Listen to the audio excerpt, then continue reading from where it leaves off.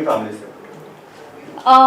Well देखिए, मेरे और मेरे हस्बैंड का जो डिस्प्यूट हुआ था वो 2016 में हुआ था। वो इसलिए हुआ था क्योंकि मैंने बहुत सारी इलीगल एक्टिविटीज़ होते हुए देखी। जो सुमित सब्बरवाल मेरे हस्बैंड है, मैंने देखा कि वो ड्रग्स सप्लाई करते हैं और उनके फ़ोन में अलग अलग किस्म की लड़कियों की फ़ोटोज़ होती है।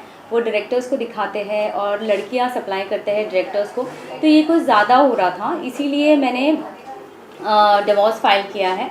और ये बात की जानकारी मैंने महेश भट्ट की बहन कुमकुम सहगल को भी दी और महेश भट्ट को भी दी और मुकेश भट्ट को भी दी। तो ये सब ऑलरेडी ये बात जानते थे। तो जब मैं महेश भट्ट के ऑफिस में गई ये बात बताने, तो महेश भट्ट मुझ पे चिल्लाने लगे। पहले तो उन्होंने बोला मुझे कि ओ बेटा बेटा आओ आओ कैबिन पे आओ, क्या हुआ ऐसे मुझे बोलकर कैबिन में अंदर बुलाया। और फिर वो मैंने उनको बताया कि सुमित ड्रग्स करता है, सुमित लड़कियां सप्लाई करता है, ही इज़ इनटू प्रोस्टिट्यूशन। मैंने सब बताया that he is womanising. He started shouting at me. वो मुझ पर जोर जोर से चिल्लाने लगे। उन्होंने मुझसे कहा कि वो जो भी करता है तू बीच में मत आ, ये सब के बीच में तू आएगी तो तुझे और तेरी पूरी फैमिली को ख़त्म कर देंगे, ऐसा उन्होंने मुझे स्टेटमेंट दिया। और उसके बाद वो मुझे ज़ोर ज़ोर से गंदी गंदी गालियाँ देने लगे। वहाँ पे कुमकुम सहगल जो महेश भट्ट की बहन वो भी बैठी थी, मुकेश भट्ट भी बैठा था और सुमित सब्बरवाल वो भी बैठे थे। तो ये हुआ और फिर मैं रोते रोते निकल गई और मैंने इमीडिएटली पुलिस कंप्लेन किया, लेकिन पुलिस भी मेरा कंप्लेन लेने के लिए तैयार नहीं थी। फिर भी मैंने उनको कितना रिक्वेस्ट करके मैं तभी के तभी पुलिस लेकर विशेष फिल्म्स गई और वहाँ पे पुलिस मेरे साथ आए, पूरा इंक्वायरी हुआ और मैंने उनसे कहा कि प्लीज़ आप सीसीटीवी चेक कीजिए, इन्होंने कैसे मुझे धमकाया है। जबकि मुझे पता है, मैं फैमिली रह चुकी हूँ उनकी, मुझे पता है वहाँ सीसीटीवी कैमरा था। पुलिस मुझे कहता है वहाँ मैडम सीसीटीवी है ही नहीं, तो हम फुटेज कहाँ से निकालें, ये मुझे पुलिस कहता है, जबकि मुझे पता है कि सीसीटीवी फुटेज वहाँ है। एनीवेज, उसके बाद 2016 में जो भी प्रोटोकॉल्स थे, मैंने एक प्रोटोकॉल फॉलो किया लीगली। हर कोर्ट में केस फाइल किया है, मेरे एटलीस्ट 5 कोर्ट में केस चल रहे हैं। मैंने वो किया, मैंने एफआईआर किया। एफआईआर भी बहुत मुश्किल से हुआ क्योंकि जब मैं गई थी तो उन्होंने लिया ही नहीं, पुलिस ने एफआईआर लिया ही नहीं। फिर मेरी लॉयर की मदद से उन्होंने फाइनली एफआईआर ले लिया। फिर मैंने कोर्ट में केस दाखिल किया और 2016 से केस चल रहा था। लेकिन उसके बावजूद इन्होंने मुझे इतना परेशान कर दिया है, इतना परेशान कर दिया है।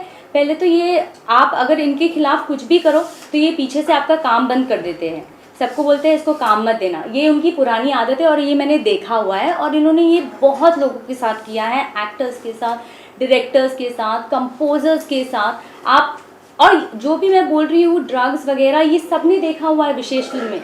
ये हर एक आदमी को मालूम है कि उनकी कंपनी में ऊपर से नीचे तक लोग ड्रग्स करते हैं, लेकिन कोई भी आगे आके बोलता नहीं है क्योंकि उनको ये डर है if they stand against Mahesh Bhatt तो ऑब्वियसली सबसे पहले तो उनका जॉब चला जाएगा। तो ये लोग आपको आइसोलेट कर देते हैं। इन्होंने मेरा जॉब ले लिया, फाइनेंशियली आपको तोड़ देते हैं, फिर इन्होंने मुझ पर मेंटल प्रेशर क्रिएट किया, मेरे घर पे घुसने की कोशिश की। महेश भट्ट की बहन और पूरे बिल्डिंग वाले मेरे घर पे मुझे मारने आए थे, मुझे इतना परेशान कर रही है हर तरह से। फिर मेरा खाना रोक दिया इन्होंने, मेंटली मुझे इतना परेशान किया। मेरे बिल्डिंग में हर जो भी मेंबर्स हैं उन सब के घर पे खाना वॉचमैन रखने जाता है। मेरा नीचे से डिलीवरी बॉय को धमकाया जाता है, इसके घर में खाना, दूध, दवाई, मेरे पेट का सामान कुछ भी यहाँ डिलीवर नहीं होगा। उसका मेरे पास प्रूफ है जो कि मैंने सोशल मीडिया पे डाला है, दूध वाले का। और मेरे पास वॉचमैन का कन्फेशन है जहाँ पे वॉचमैन ने ये बात बोली है कि मैडम सिर्फ आपके घर में सामान रखने को मना किया है, बाकी हम लोग सबके घर में सामान रखते। तो इस तरह से मुझे बहुत प्रेशराइज कर रहे, मेरे पे सूट फाइल कर रहे हैं, जबकि कोर्ट ने सारे रिलेशंस देखे हैं और मैं उनकी रिलेटिव हूँ ये मानकर कोर्ट ने वो घर, जो करंटली मैं जिस घर में रह रही हूँ वो मेरा मैट्रिमोनियल घर है, कोर्ट ने ये ऑर्डर दिया है कि मैं ही उस घर में रहूँगी और मुझे पुलिस प्रोटेक्शन मिलेगा। उसके बावजूद ये मुझे परेशान कर रहे हैं। और अभी हाल ही में महेश भट्ट और महेश भट्ट की बहन कुमकुम सहगल और उनके बेटे ने मुझ पर सूट फाइल किया है मुझे घर से निकालने के लिए। क्यों भाई, आप 10 साल तक सो रहे थे, मैं 10 साल से उस घर पे रह रही हूँ, वो मेरे पति का घर है। आज आप आके बोल रहे हैं वो घर आपके बेटे का है? नहीं, ये सिर्फ मुझे हैरेस करना चाहते हैं। अभी भी मुझ पर डिफेमेशन केस फाइल किया है। डिफेमेशन किस पे होता है? किस पे होता है डिफेमेशन? जो झूठ बोलता है। मैं तो फैक्ट्स बता रही हूँ, मैं ट्रूथ बता रही हूँ। क्यों कर रहे हैं मेरे पे defamation file?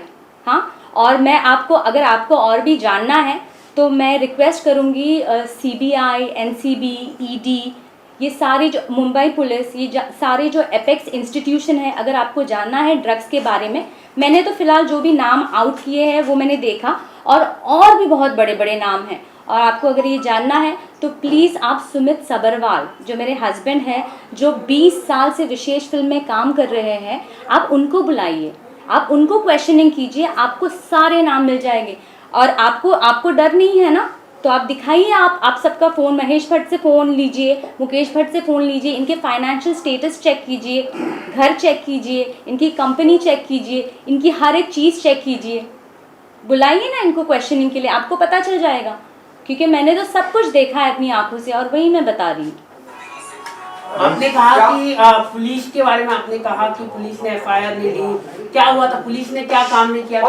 Police station FIR जो आपने करवाया था, ये जो महेश भट्ट और मुकेश भट्ट के साथ आपने जो गाली गलौज हुई थी उसके बाद करवाया था, और क्या FIR में इन दोनों का भी नाम है? जी, मैंने FIR मुकेश भट्ट, महेश भट्ट सबके लिए बोला था, लेकिन मेरा स्टेटमेंट लिखा नहीं गया। आज मैं वो वर्सोवा पुलिस स्टेशन है, आज मैं पुलिस स्टेशन में जाती हूँ एक वॉचमैन के बारे में कंप्लेंट करने के लिए कि वॉचमैन दादागिरी कर रहा है, मेरा सामान ऊपर नहीं भिजवाता है। वो मेरा कंप्लेंट नहीं लेते। मैं 100 डायल करती हूँ, मैंने 3 बार 100 डायल करके पुलिस वाले को बुलाया, उनका नाम मिस्टर सचिन वर्तक है, वो आकर मुझ पर चिल्लाते हैं।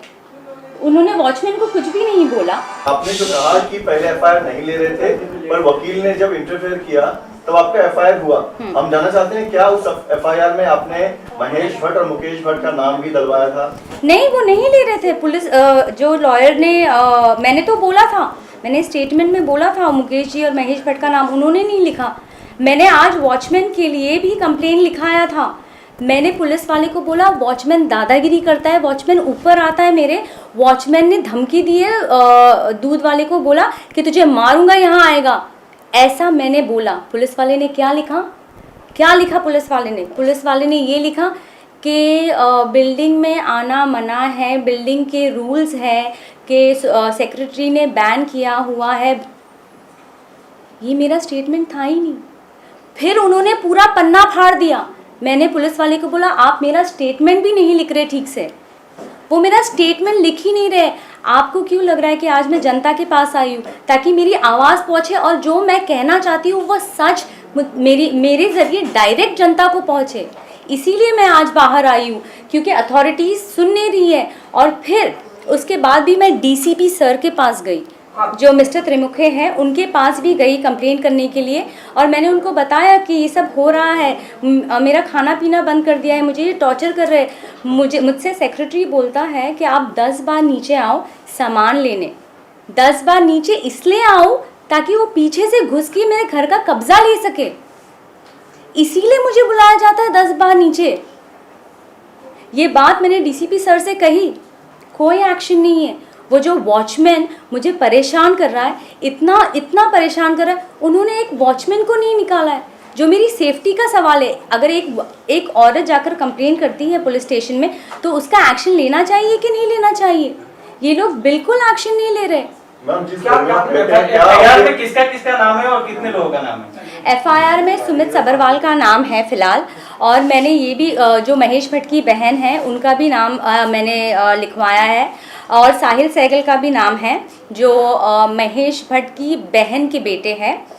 मैंने महेश भट्ट की बहन का नाम इसलिए लिखवाया है क्योंकि महेश भट्ट की बहन और सुमित सबरवाल ने मेरी 90 लाख की ज्वेलरी चुराई है। उन्होंने, उनका एक जॉइंट लॉकर है इलाहाबाद जुहू बैंक में, जहां सुमित सबरवाल और कुमकुम सहगल ने मेरी ज्वेलरी रखी हुई थी। तो मैंने उस पुलिस को बताया कि वहाँ मेरी ज्वेलरी है। पुलिस 5 मई 2016 को वहाँ जाती है। महेश भट्ट की बहन कुमकुम सहगल और सुमित सबरवाल 4 मई को ऑपरेट करते हैं लॉकर और ज्वेलरी खाली कर देते हैं, और 5 मई को पुलिस जाती है और पुलिस बोलती है मैडम आपकी ज्वेलरी नहीं है वहाँ पर। तो कहाँ है मेरी ज्वेलरी? मैंने तो कंप्लेन लिखाई है ना अथॉरिटीज़ को। आज 4 साल हो गए मैंने कंप्लेन लिखाई है कि इन्होंने मेरी ज्वेलरी चुराई है, तो आपने अभी तक एक्शन नहीं लिया है। और अब आप मुझसे मेरा घर लेना चाहते हैं, जो मेरा मैट्रिमोनियल हाउस है, मुझसे मेरी ज्वेलरी ले ली, मेरा पैसा ले लिया, मेरा जॉब ले लिया, मेरा घर ले लिया, मुझ पे डेफेमेशन केस फाइल कर रहे हैं मेरी आवाज़ को दबाने के लिए। मुझे एकदम सांस लेने नहीं हो रहा है हर जगह से, इतना मुझे चोक कर दिया, इतना आइसोलेट कर दिया है। रवीना जी, आखिरी बार आप महेश भट्ट और मुकेश भट्ट से कब आपकी मुलाकात हुई थी? आखिरी बार मतलब कौन से ईयर में मुलाकात हुई थी और किस तरह का व्यवहार था उनका?